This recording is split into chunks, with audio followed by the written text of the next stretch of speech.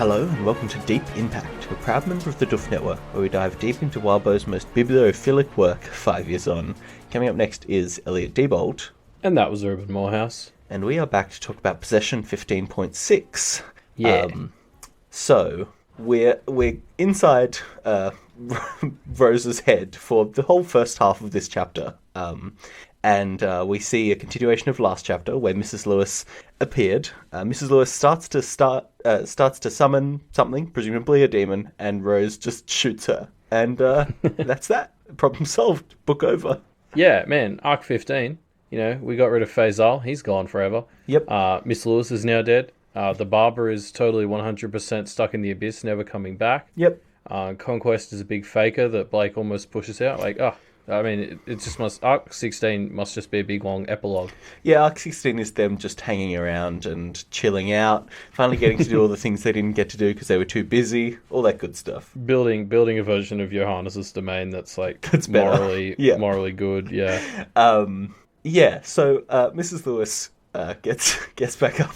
And it's kind of and we start talking about the idea of running out of bullets, which is the kind of ticking clock for the first 75% of this chapter.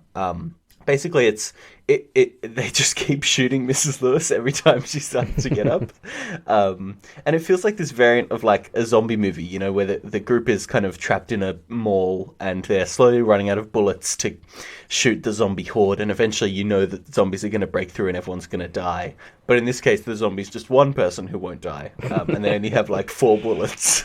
You're right. It's just a fun twist on the countdown premise because we've got a limited number of bullets and we've got a woman that we keep having to shoot in the face. Yep. Every couple of minutes. And it's a very discrete timer. There's sort of a fair bit of breathing room between rounds of shooting Miss Lewis. I find that it's just a fun kind of implementation of a very common mechanic, something this story's used a lot itself, like a sort of timer.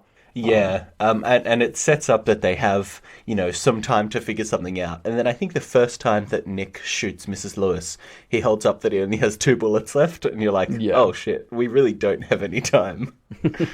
And I mean, especially because something that comes up, is a bit of a through line in this chapter. Like Rose makes a comment at the start about how a rule of thumb for a lot of the more dangerous practices is always keep a spare bullet.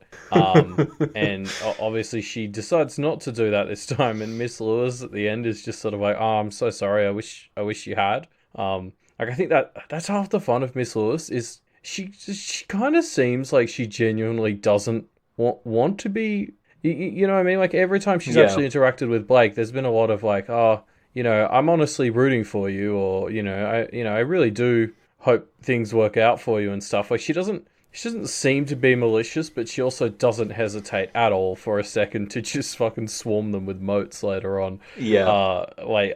I think that's just a really fun dynamic that she has that's kind of unique, is that she genuinely does seem to like Blake and Rose and doesn't want things to go badly for them. She just kind of keeps ending up in positions where now she's ended up in a position where she has to. Well, yeah. I mean, the role that she plays as part of the lawyers is, I'm here. I have to, kill you guys or torture you guys. And I'm assuming she doesn't want to have to be doing that. Yeah, it's just interesting, because it doesn't, I don't think she's a good person. I doubt she would have ended up in her position if she was. Yes. But she seems to kind of genuinely like Blake and Rose, just on a personal level. It's not that she's against the lawyers. She just is kind of like, you two are all right. It's a real shame that I keep having to be fuck against you over. Yeah. Yeah. Yeah. I also love the bit, jumping ahead, where she starts to explain why she's not dying, and it's just because employment with the lawyers is so deeply entrenched that it supersedes death. Yep. Which is, again, just reinforcing how fucking powerful the lawyers feel. Yeah. I mean, Miss Lewis also seems to kind of enjoy the agony. The way she describes the agony of being shot kind of gave me the impression it's a bit of that ennui stuff, where it's she's so immortal and so desensitized to everything. And being shot is just it's a feeling, and Yeah, that's a bit it's of a kick for her. exactly. It's good to feel something, you know. Yeah, yeah. Yeah. That's Yeah. so that's what being with the lawyers is like. It's so miserable that you're like, oh fuck yes, I got shot in the chest. Yeah. Awesome. At least something happened. Exactly. Yeah. So Rose starts the gears turning to try and think of a solution, and the first thing she thinks about is how basically up until this point everything she's been doing has been buying time for this specific confrontation. And I want to pull out one of the things she says. She thinks she'd used the barber to stall future attacks, which I just thought was interesting wording, and I wanted to pull out to see if you had any thoughts on what this meant. Yeah, I'm interested to hear your thoughts. Yeah. Well, I mean, like my thinking was that she meant that that she was referring to the dead man switch thing Yeah, that she set up, like in that was leveraging Barbatorum, not necessarily using him. Um, yeah, I mean, it's interesting when you do focus in on this line. Like, it's easy to get the gears turning and start to think like, did she barber someone? Um, did what did she do with him before locking him back up or whatever? Because obviously, like, yeah, it was presumably all under the pretense of sort of pretending to be a diabolist for the lawyers. Is kind of the vibe she gives off here. yes. So, like, what might she actually have wanted to use him for in that instance? And and surely she didn't actually use Barbatorum, right? Like, that's the story has made it very clear that's a big no-no. Yeah, that's a mistake. um, so I'm optimistically hoping that she did just mean using him as leverage for the dead man switch. Fair enough. Fair enough. But yeah, I mean, what's interesting here, I think, is like, Rose goes over how she's been kind of expecting something like this, or she's been trying to plan for the contingency if they end up against the lawyers. Yeah.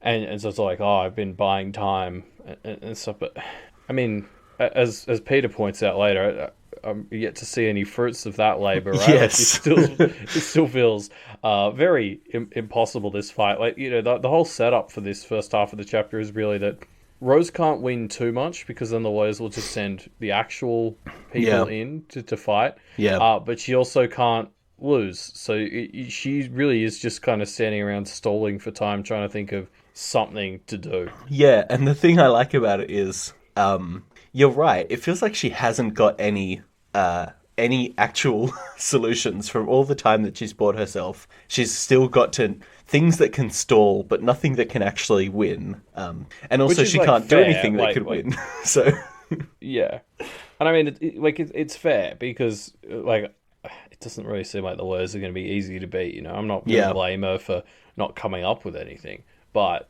I don't know. It's interesting just sort of framing this. We've talked so much about how Rose is the long-term planner and Blake is the, dive in head first half of the pair. But like, I'm wondering if like maybe like Rose's framing is a bit more nuanced and she's the time buyer. Like, I can sort of think back to quite a few other instances where she didn't have plans that would solve the problem. She had plans that would buy them more time to solve the problem, and just the way Rose and Blake kind of complement each other in that way, where Blake, given enough time, usually seems to come up with solutions, and Rose helps buy the time to have those solutions. yeah. You can see like with that dynamic why Blake was the one not in the mirrors at the start, for example.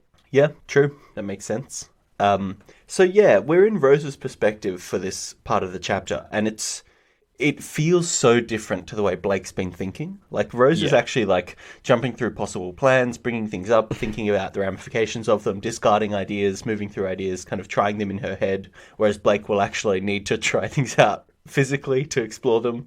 Yeah, it's just you can really feel the difference between the two of them. Yeah, basically, the difference is she actually thinks about plans before doing them. Yeah, wild. I mean, yeah, it definitely, like...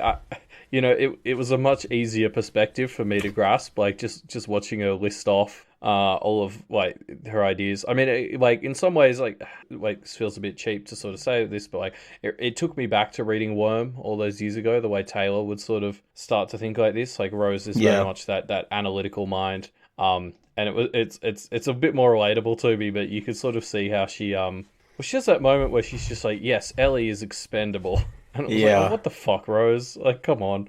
I was just saying how in line I was with your thinking, and then you go and throw something like that in. And And I mean, that was also the bit that made me realize we hadn't heard from Blake this Yes. whole chapter. Like, I guess I just hadn't noticed that he hadn't even been chiming in with his, like, emphasized italic thoughts. Yeah. But sort of seeing, oh, Ellie is expendable, and then nothing from Blake. I was like, wait, where the fuck is Blake? Yeah. We'll find out in a little bit, but we actually don't Yeah. see him for quite a while. Mm. So Rose starts, commanding her chess pieces. The main thing is most of the group is following Alistair's directions to start warding against these demons that will most likely be coming quite soon. Ellie is sent to fetch help in the form of the witch hunters, and the knights continue to shoot Mrs. Lewis every time she sits up. There's no Green Eyes and Evan instructions though.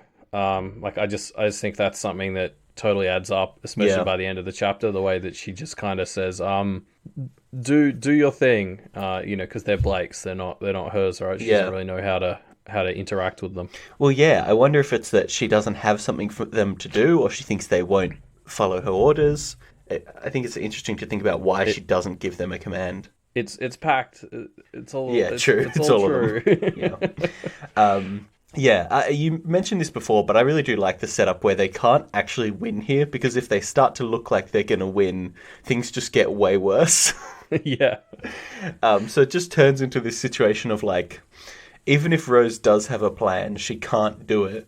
And also, nobody else can suggest plans, because if any plan seems too reasonable, there's a chance that it will just get worse for them. Yeah, and that's really the sort of the sense that carries this chapter. Like, there's a bit of a sense of defeat to this chapter, and this is kind of what holds it, is that they're not defeated, but they're being ground down by the lawyers because, yeah, like as we've said, they can't be allowed to look like they're going to win, or things will get way worse, and they're a very long way from having a plan that will win. So it's just kind of like you're just sort of following it, and you're like, what are we doing? Like this is so immensely fucked in a way that there hasn't even been In Pact before, which is really saying something. True. It's fucked on a more cosmic scale than has existed before. Yeah, exactly. So yes, Rose basically decides that she hasn't got anything. She can't come up with anything that will help in this situation. And so with a sigh, she calls out to Faisal, asking for his help with dealing with demons. And there is no response. Yeah, which it turns out is a good thing. Yeah, as we'll see later, I suppose. Rose kind of thinks about this and compares the situation that her and Mrs. Lewis are in, where Rose has the time to ask for help, but has nobody that she can ask for help that will listen, and Mrs. Lewis doesn't have the time to ask for help, and when she does, it's over. It's this interesting contrast of, again, diabolists and practitioners to a wider scale are just kind of weak beings that surround themselves with things that they can ask for help. Yeah, you're right. It's an interesting little point because, I mean, obviously Miss Lewis isn't nothing, or she'd already be dead. Yes. But I suppose this group isn't nothing either. But yeah, it did. It also reminded me of that conversation Jeremy and Blake had, where they sort of compared Diabolus and priests. Yeah. And it was all, what price are you willing to pay to call in your help? And as you said, in a way, that's kind of all practitioners, but we really sort of, like, Diabolists are one of the purest forms of that, and we're really sort of seeing it here. Yeah. It makes me think Rose has obviously taken the option of calling out to Faisal here, hoping that Angels v Demons is going to help out, and we'll see that it doesn't work out. But there is another option. They could do some diabolism here, right? Yeah, I wondered that too. I sort of had that thought. I was like, well, at least Blake knows about Orneus. Yeah. Rose says she's got a page of major demons memorized. I think the issue with that, though, is she thinks at one point, like, if Miss Lewis had called in bigger demons, there might have been something that owed Grandma a favor, and she would bounce them back, and they'd be even worse. I kind of feel like that's going to be an option for the lawyers. Yeah, true. As well. Like, any demon that you send against the lawyers has a very high probability of being bounced right back at you. Yeah. Which would be pretty bad. Yeah, like the only thing I can think of, like, Rose thinks they need, like, a big ally. I mean, she just cut a deal with the Abyss. That's really the only thing I can think of that could save them is trying to, she's got one of the Abyss's favorite toys inside of her. She's got a deal she just cut with it. Yeah. Yeah, I don't know. I feel like targeting the Abyss as an ally seems like the best way to go. Yeah. Which Interesting. is like, man, that's where we are now. That's the situation we're in. Yeah. Yeah. That's probably like it just things can't get better, right? Like at the Yeah. end of this chapter, it's such a bad situation. I don't know what. Well, we'll see. So at this point, Evan asks how Blake is doing, and that's kind of the trigger that brings Blake's awareness back to himself and out of Rose's consciousness. And we see Blake is in really bad spot. Conquest is Oh, basically holding Blake hostage and using him as a bludgeon to just kind of smash through, elements of their soul. yeah, it's brutal. Like Blake is just getting absolutely annihilated on every level. I'd forgotten how terrible Conquest was to fight. Yeah, Because she's just like, I think the thing is she's just torturing Blake. She doesn't kill you. She grinds you into submission. yeah, And it's like it's just awful to see. Like Blake is just getting absolutely brutalized. There's that bit that's going to become relevant later where he realizes, or Conquest puts him in a position where he's able to realize that his memories of all his friends aren't even complete, and it's not that they yeah, were given to Rose; they were just discarded because they weren't useful for the plans for either half. Like yeah, Rose Senior didn't want Blake too close to Toronto. yeah, So yeah, that obviously starts to lay the seeds. I think of him thinking about losing his relationships with his friends, but it's also just fucking emotionally heartbreaking. yeah. It's rough. And actually, this bit reminded me of. Do you remember? It was like 2 arcs ago, I think, where Blake did this exact same thing with Evan. Just kind of held him and used him to smash through like enchantments. It's a bit of Yeah. a retribution, karmic retribution. Yeah, and in good pact form, it's a punishment that seems way harsher than the crime. Yeah. Speaking of opportunities for self-reflection, Blake has this moment where he sees what he was like in during the endless night, where he was basically going around murdering Duchamp husbands, and it's interesting. He doesn't comment on it too much, but he does notice that he seems unrecognizable to himself. Like he was a full-on monster compared to the human Blake that seems to be kind of all that's left. It's something, Yeah. He doesn't dwell on it too much, but at least we get that little bit of recognition where he's like, "Hey, that wasn't good." Yeah, I guess that's the bare minimum that Blake Like, can display. yeah, I think that's all we're gonna get out of Blake. I think it's the bare minimum, and it's also Blake's personal maximum. Yeah, So, it is, and it's good. I definitely think a lot of people just sort of chewing through the story. I could see myself making the mistake of not fully appreciating how much Blake was being altered because it was something Blake wasn't aware of. It was something the story was not overly kind of yeah, explicit about. yeah. It didn't comment on it that much because Blake never thought about it. Yeah, exactly. And so I think this is just like an extra little reminder for people who might have been rushing through and could have easily missed something like that. That just that wasn't Blake. It was Abyss Blake. Yeah, yeah. So things keep getting worse, which I guess is the plot of this whole story, but this chapter in particular. The group has run out of bullets, and so Mrs. Lewis sits up and dusts herself off and finishes summoning. And she doesn't just summon one thing; she summons five demons, five motes. And these demons begin to circle the group's tentative warding and start talking about all the horrifying ways that they're going to torture and abuse our protagonists. Yeah, I mean these motes are kind of as you would expect, obligatorily terrifying, gross. They're pretty gross, aren't they? Yeah, like just from their looks to their actions. Yeah. I love how just incorrectly built they all are. Like they, the demons seem to. Oh, I think Rose says they draw their imagery from the world, like Yeah. as everything does in Pact.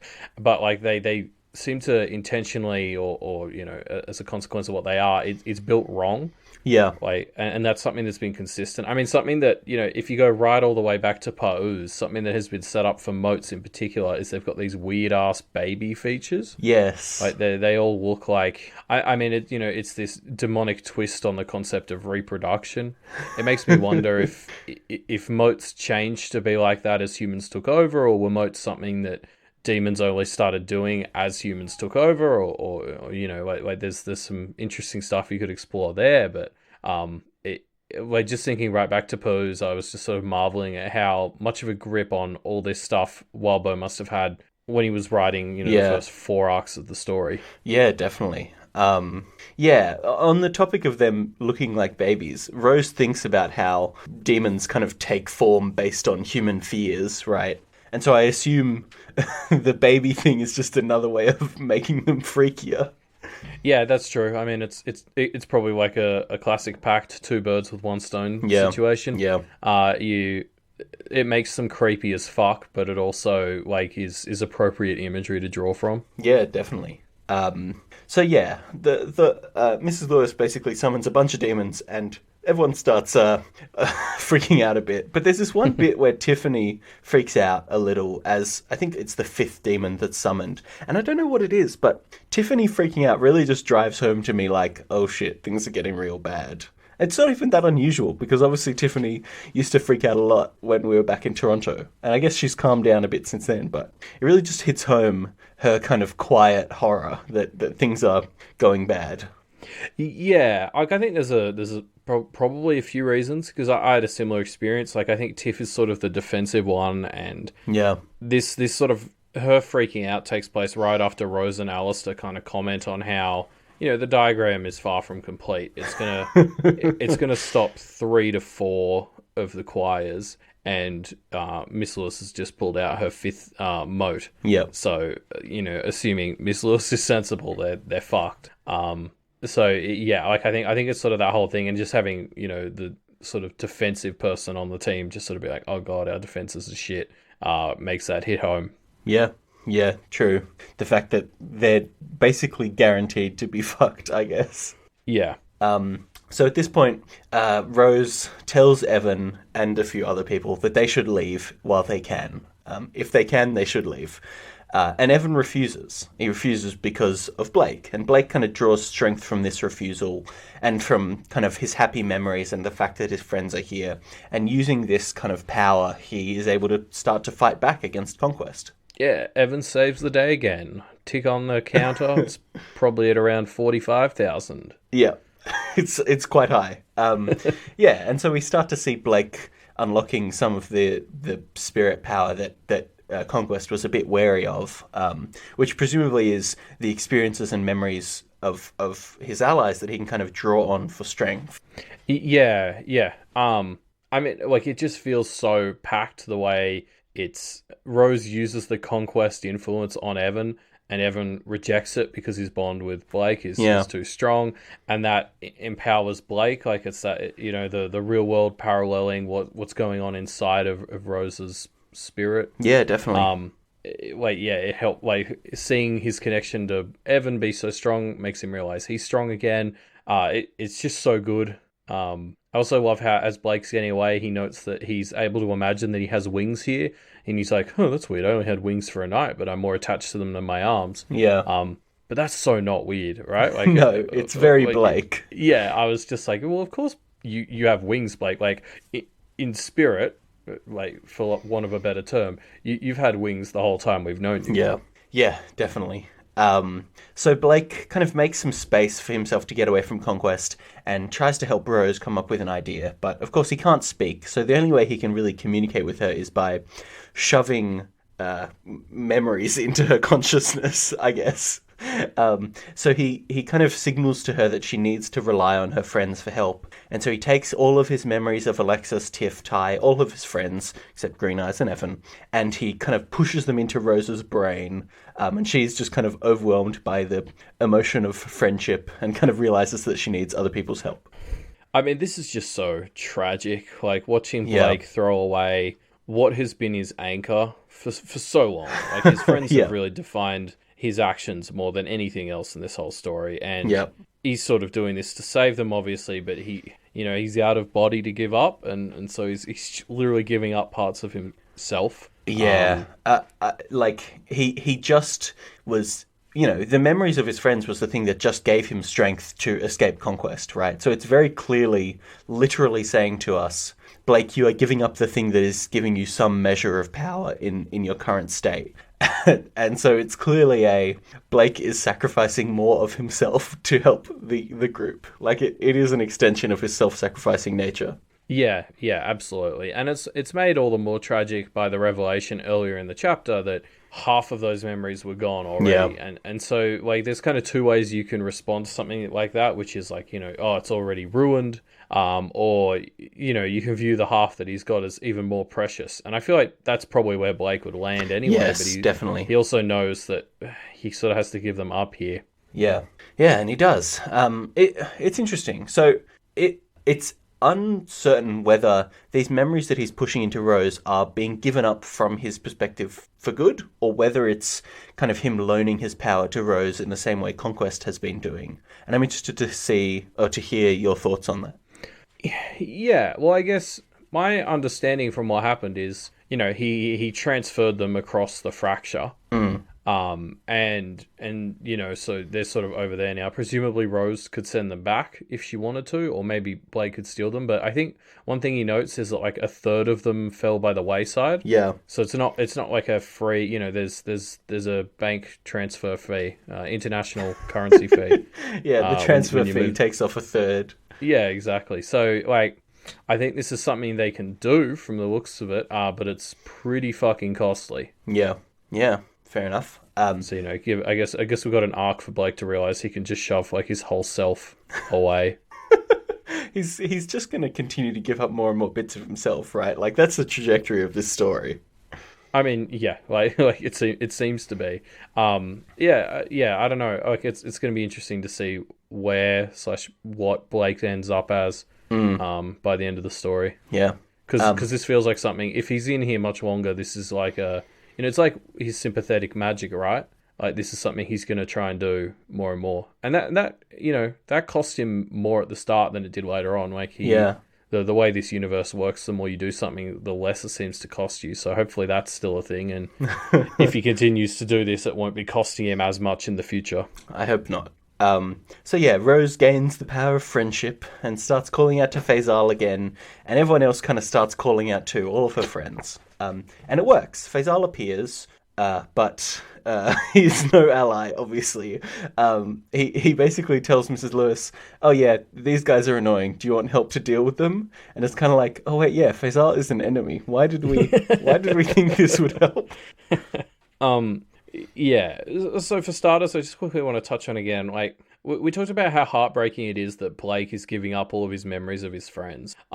But the reason that this hurts so much as well is because it also shatters Rose. Yeah. Like, she's in the middle of this very tense fight. Like, there's a lot going on, and then Blake just kind of dumps the ability to have love and friendship on her, and like, we've seen how much it hurts Blake when he sees these concepts that he just doesn't really have anymore. And like, this must have been absolutely just shattering for Rose to be in the middle of this fight and then suddenly, just get flooded with what you're missing, I think is how she phrases it. Yeah, because like it hits her really hard. She basically starts crying as she gathers everyone up to call for Faisal, because it's just like, yeah, I mean, there's no winners in this situation except I guess they're still alive, so that's a kind of win. Yeah, it makes her feel like she's like, it ups the stakes to her, right? It ups the stakes to Rose. It makes her feel like she is failing. It makes her feel like she can't, like it's insurmountable. And that's what causes her to kind of break a bit more and try and call for Faisal again, is because there's just nothing left to do. And so it is kind of a heartbreaking strategy where Blake basically has just done to Rose. He's basically just said to Rose, hey, it's even worse than you think because you actually care about all these people that are going to be horribly tortured. So fuck you. Yeah. Well, and it's again, like her being hit with this is sort of, in my understanding, it's not just that she gets those feelings, but she's conscious enough of the understanding that like this is something she didn't have. Yeah. So it's kind of, it's yeah, it's just on multiple levels, Yeah, on it's a on real all the whammy. levels. It's just brutal. Yeah. So yeah, I think when Rose first started calling out to Faisal earlier in this chapter, I definitely had the reaction of like, "Oh, this is cool. Like Faisal's an angel, and these guys are demons, so he might be able to help out. Like maybe he'll be, against Team Demon." But of course, that's just us kind of ascribing labels and motivations to angels. Like, it's a very clear demonstration to me of why labels can be so dangerous. Because of course, when Faisal gets here, it's not just angels v demons. It's Faisal is this being that has his own kind of unknowable motivations, and in this situation, that means that he's on Team Demon. Yeah, well, I mean, and this is something like I think the story has talked about since like one or two, like the whole danger with labeling stuff. Yeah. Because I guess if you think about it, this is a world that isn't scientific, and really it's humans that have gone around and categorized everything. I'd have to go back to Faisal's interlude, but like I wonder if things like the choirs and stuff were as distinct before humanity, or whether it was just sort of there were general patterns and humans have kind of latched onto them and tried to like, I'm just thinking because it's like this in real biology. Like whenever biologists try to form like trees of life and draw hard lines between, this is this type of creature and this is this, inevitably you find some wacky animal that like fits Yeah. both. Like, mammals can't lay eggs, and then you come to Australia and there's a bunch of Yeah. mammals that lay eggs. Like, Yeah. there's always some shit that fiddles with your ability to classify, and like, that's probably what's going on in this universe. Is a lot of the new things maybe do just fit the categories, but some of the older stuff is a bit all over the place, and the concept of angels and demons being completely opposite is probably part of that. Well, yeah, presumably the more day-to-day stuff does fit the labels quite well, but as things get weirder and more fringe, it defies it. Yeah, and I mean that's kind of like that's the seventh choir's whole deal, right? Yeah, yeah. So Like yeah, I think did I mention it in last episode or was it in my live read? Like I've always kind of assumed the lawyers are seventh choir or run or managed or were started by seventh choir demons. Like Yeah. it just feels like that sort of Phasal equivalent, play to sort of create something clever like the lawyers. It's a very subtle way of spreading demonic influence. yeah. No, I think you mentioned briefly last episode, but yeah, I definitely Yeah, like that okay. theory. It quite nicely fits together. But that's the end of Possession 15.6. Things have gotten worse, and the one idea that Rose had has made things worse. So, yeah, we'll see how things go next chapter, I suppose. Woohoo! Yeah, it's it's really just insurmountable, right? Yeah, well, it's gone from insurmountable to even more insurmountable Yeah. with the thing of it. Like, and that's the thing. I can't think of anything apart from the abyss that could maybe help out now. Yeah. I think are they just gonna have to dive back in? Yeah, that'll be fun. Back to the library. Yeah, exactly. We changed our minds. This is better. Yeah, I mean, it kind of is, right? Yeah, it is. I don't know. That's the sad truth. When you're in a diagram surrounded by moats, the abyss might actually be better. Yeah. So anyway, before we wrap up this episode, we wanted to review some of the answers that have been left to our discussion question that we have been running for a week or so. And that discussion question was, is Johannes's domain okay? Yeah. I think, did we rephrase it to a good idea? I can't remember. Either way, it was basically just debate the morals of Johannes's domain and that whole system. Yeah. And I think one of the most comprehensive answers we got was from Sahibum7, a regular in the discussion threads. So thank you, Sahibum. And they bring up 2 points that mean that they think it's not okay. And let's talk about these, because I think they're both the core points that this morality debate kind of revolves around. And I think there's interesting things to talk about in them. I think what's interesting is looking at your notes, we disagree on both points, which is fun. Yes. So the first point is the assumption that vestiges aren't sentient. So Sahibum disagrees with this. Sahibum thinks that the mouse kids that we've seen in Johannes's domain are sentient enough that it's not okay to be, using them as fodder for your theme park. Yeah. And we don't really have a good metric for how sentient they are, right? Because the other potential things we've seen as vestiges, Evan and Blake or Rose, have both been confirmed to be something much more. And so, sentience-wise, I kind of put vestiges, although we don't really know, I kind of put them about equal to something like June. That feels about where they're at. Yeah, I'd maybe say, actually early June. Yeah, maybe. I mean, that's the thing about sentience in Pact, is it's not even a spectrum. It's like this multi-dimensional sort of grid, because you Yeah. can have different aspects. Like we've seen others that have some sorts of emotions or ability to, comprehend stuff. Like it's not just a spectrum. There's multiple layers, and so we don't quite know enough. I'd maybe even want to go back and reread Signature to try and learn more about exactly where they were at. But Yeah. you're right. I got the impression that they were, not fully like humans, because they're only a fraction. I mean, the difference, like Blake and Rose are kind of vestiges, but cut straight down the middle to the point where one of them can Yeah. pretend that they're human. Whereas these are like, a couple of % of the human nicked off the top. Yeah, exactly. So yeah, like what exactly does that mean for sentience? It's hard to quantify. I would argue, based on the way Maggie interacted with them in Signature, that they seem sentient enough to me that the whole thing skeeves me out a bit. Yep. No, I agree with that as well. And the second point that Cyberman makes is vestiges are being made of, I don't know the word for it, muggles, I guess, without their consent. So the muggles are being made, as we know, they're being made more prone to illnesses, being kind of generally weaker and more sluggish. And obviously this is bad. It's bad to do this to somebody without them knowing about it.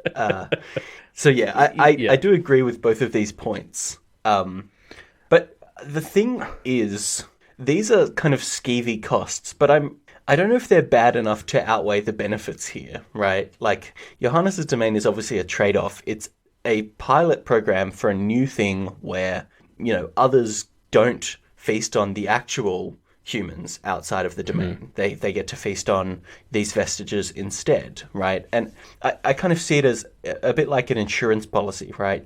The humans, the muggles, are paying off a bit of their energy to make it less likely that they'll be actually brutally murdered by some other creature. And yeah, like I think another analogy you could use is it's kind of like a universal basic income type structure for like the torturings of others. Like everyone pays this same amount. Yes.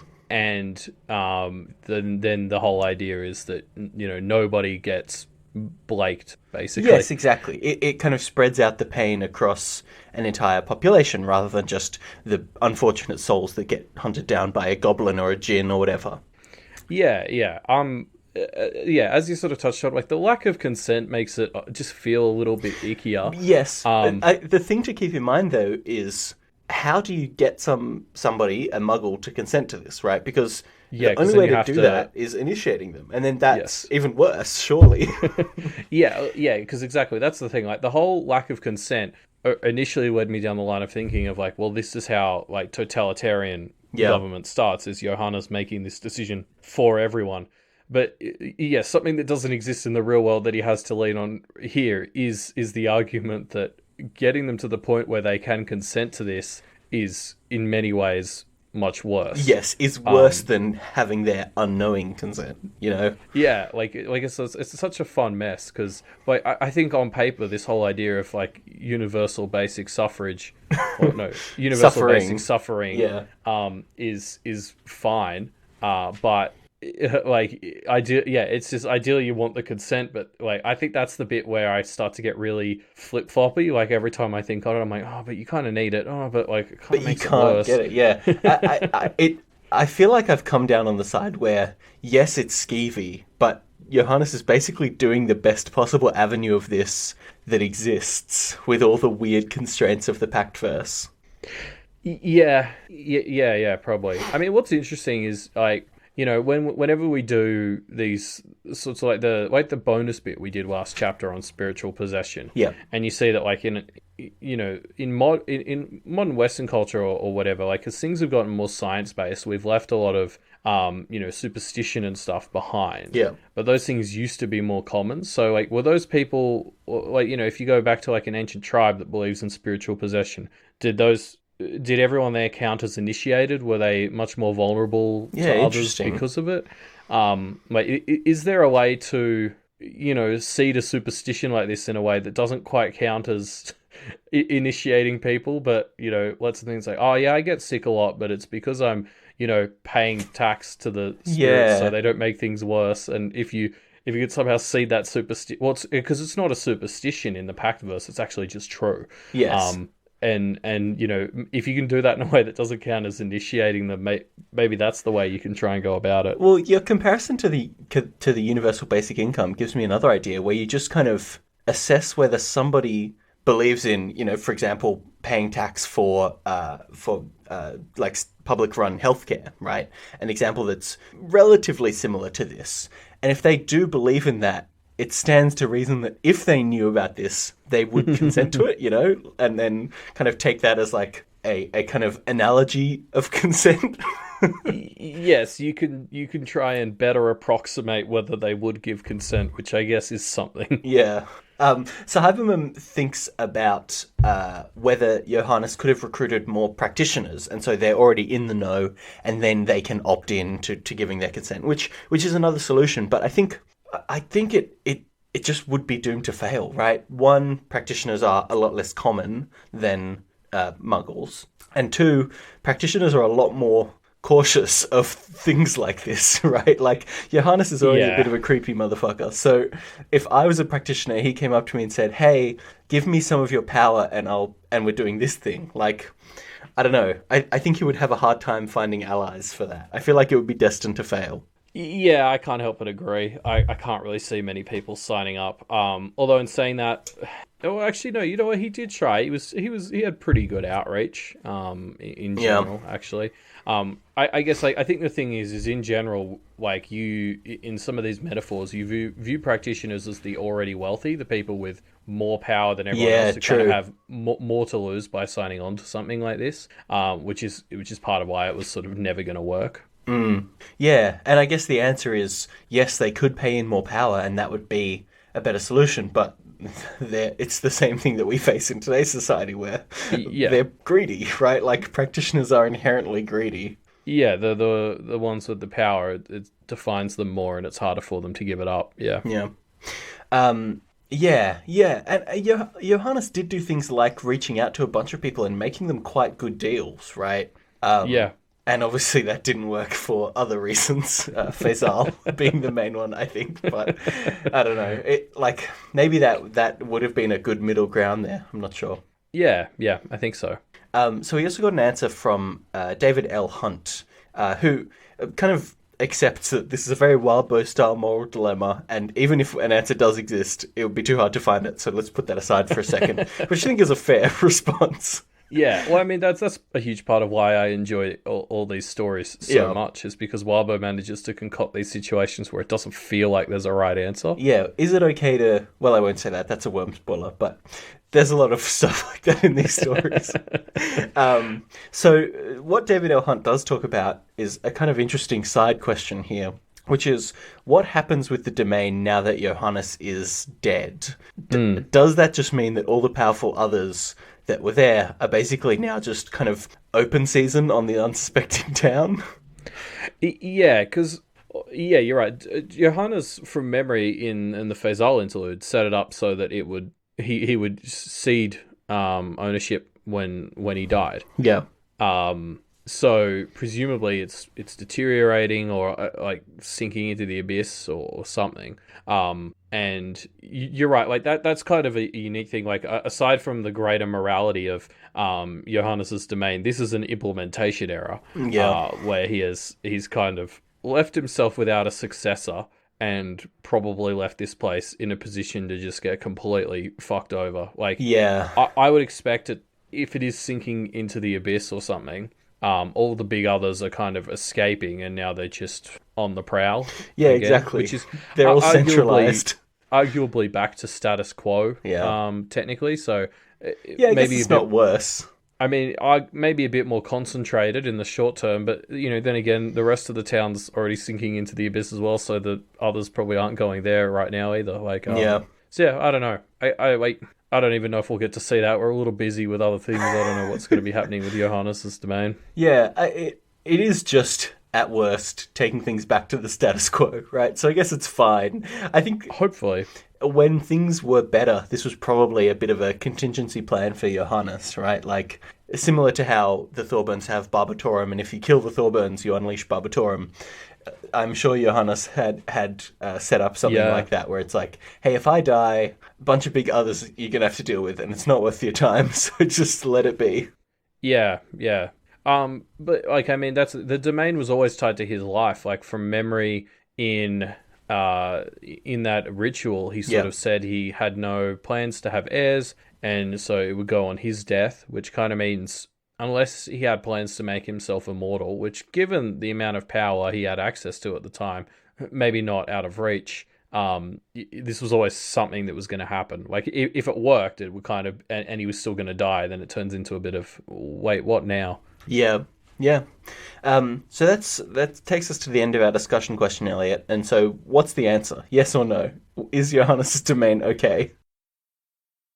So that's all we have time for in this Oh, episode. boo! What's the point of a discussion question if we don't get an answer? I'm gonna say yes. It's good. It was a good idea, Johannes, and you're a hero. Yeah, I'm gonna kind of begrudgingly side with it. I feel like there's some issues, but this is Pact. You're gonna have to make Yeah. moral compromises Yeah, somewhere. it's V1 as well. Like, come on, it's pretty good. Yeah, yeah, that's fair. I think it's definitely an idea worth exploring. Yeah. Yeah, but thanks for those of you who left your answers to our discussion question in the discussion thread. If you want a new discussion question, well, here's one we prepared earlier. We really want to talk more about demons because they're the thing that we're up against this chapter.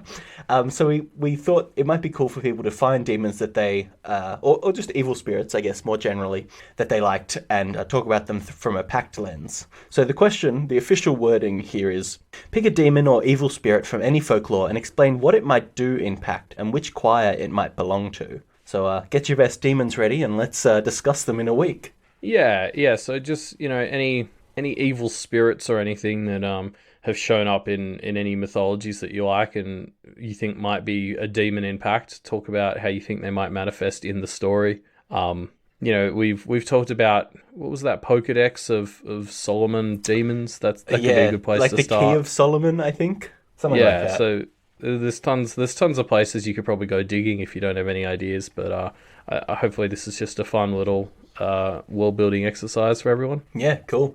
If you want to leave your thoughts on that discussion question or just this show or 15.6 in general, the place to do that is our discussion thread, which will be linked down below in our description. Yeah, and have you heard about Kingslingers? If you haven't, No. welcome to the show. It's the new hot fuzz on doofmedia.com. Yep.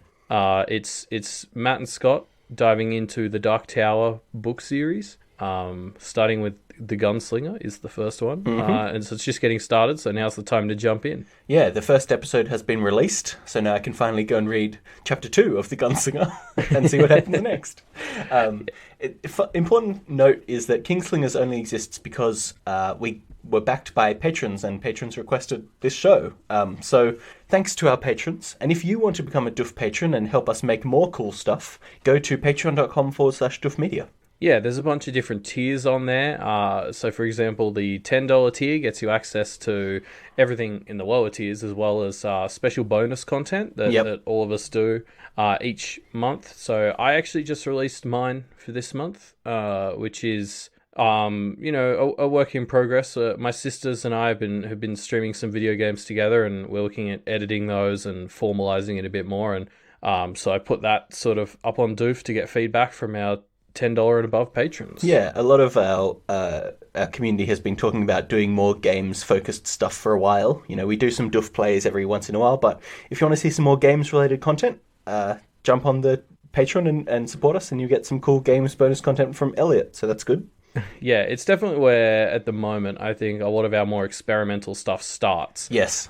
So if you're really looking to have your say in what Doof does next, it's definitely one of the best ways to do that, I reckon. Yeah, definitely. If you want to support Wildbow, which you should, because he has made a whole bunch of stuff that is great, like Worm, like Pact, like Twig and Ward, and who knows what else, we'll see. If you want to support Wildbow, he also has a Patreon, so go to patreon.com/Wildbow and throw him some recurring income. Yep. And so apart from that, we'll see everyone on Wednesday, because it's a bonus chapter week, the 22nd of January for position 15.7. See you then.